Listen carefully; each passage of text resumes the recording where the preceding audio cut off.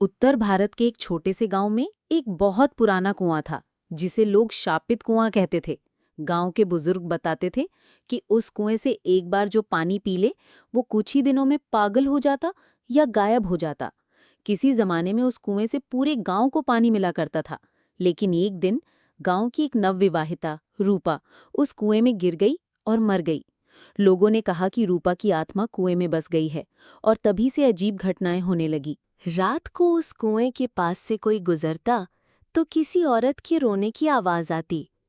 कई लोगों ने बताया कि उन्होंने एक सफेद साड़ी पहनी औरत को कुएं के किनारे बैठा देखा, जो अचानक गायब हो जाती।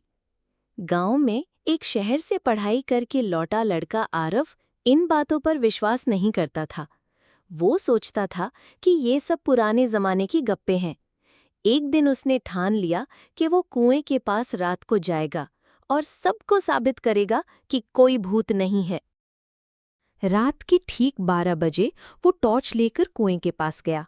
वहां सन्नाटा था और सिर्फ झींगरों की आवाज आ रही थी। अचानक उसे किसी के रोने की धीमी धीमी आवाज सुनाई दी। उसने टॉर्च से इधर-उधर देखा, लेकिन कोई नहीं था। फिर टॉर्च की रोशनी में वो एक औरत को देखता है, जो कुएं के किनारे बैठी थी। उसका चेहरा झुका हुआ था, बाल बिखरे थे।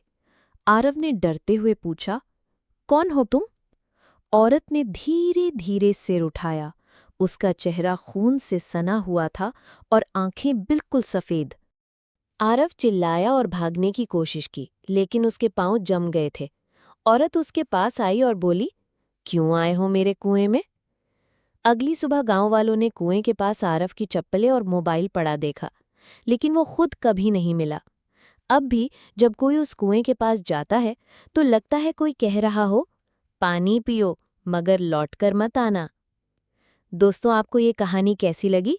कमेंट करें और अपने दोस्तों को शेयर करें। धन्यवाद। आपका दिन शुभ हो।